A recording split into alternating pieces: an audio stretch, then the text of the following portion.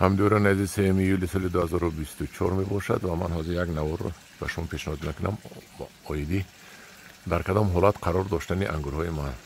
این انگورهایی که میبینید من این حسینی محلی خودمون است که با نون گرم میخورید راحت میکنید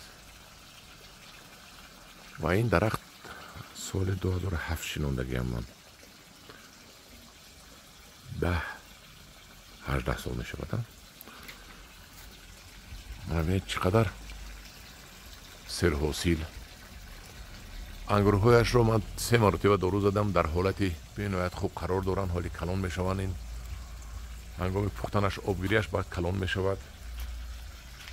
این به نهایت خوشهایی کلان خوشوی زیبا میشوند و در همین کنده اون طرفش دیگر انگور پیوند کردگی هستم. از میبینیم نمیدونستم چی بود، از معلوم که انگوری اواتر است. این پیوندی من هست منه.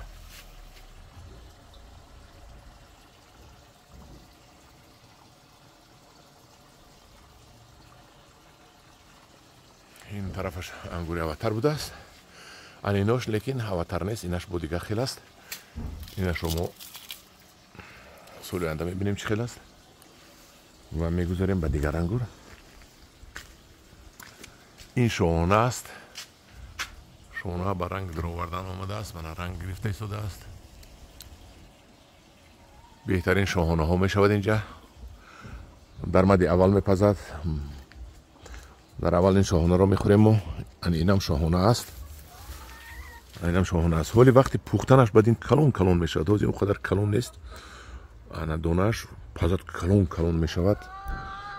انا میبینم اینجا اینجا کشمش امریکایی است، کشمش این پیوند سال گذشته است. خدا خواهد میبینیم چی میشود. اینش هم کشمش امریکایی است، اینش هم کشمش امریکایی است. خدا خواهد میبینیم چی میشود. پزد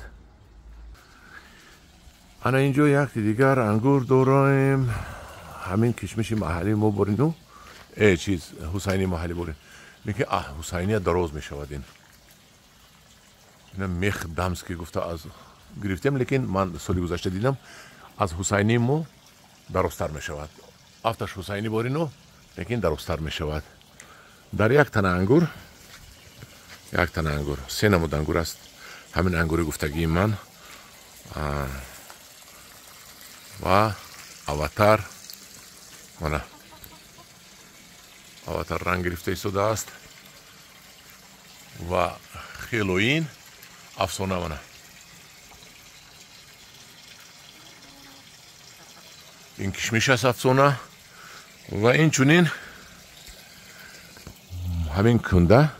همین کنده کشمش سیاه بود.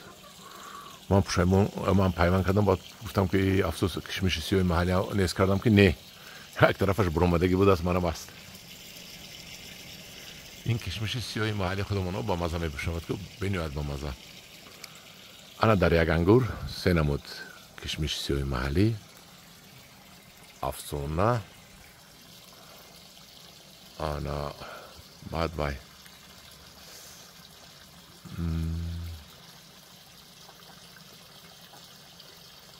میخ دامسکی این چور نمود میشود.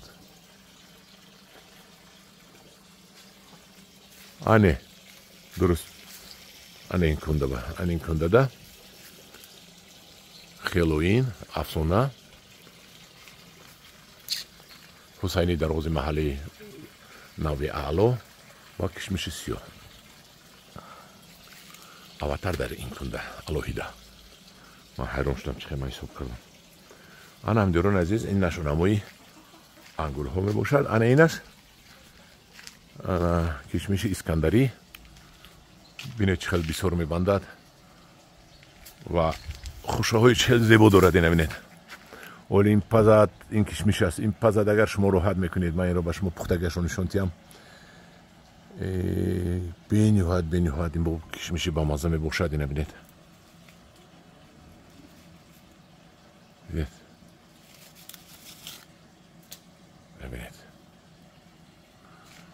همین نگاه بینش در درجه اعلا می باشد. دیگه ما با یک مرتبه دیگه دارو زدیم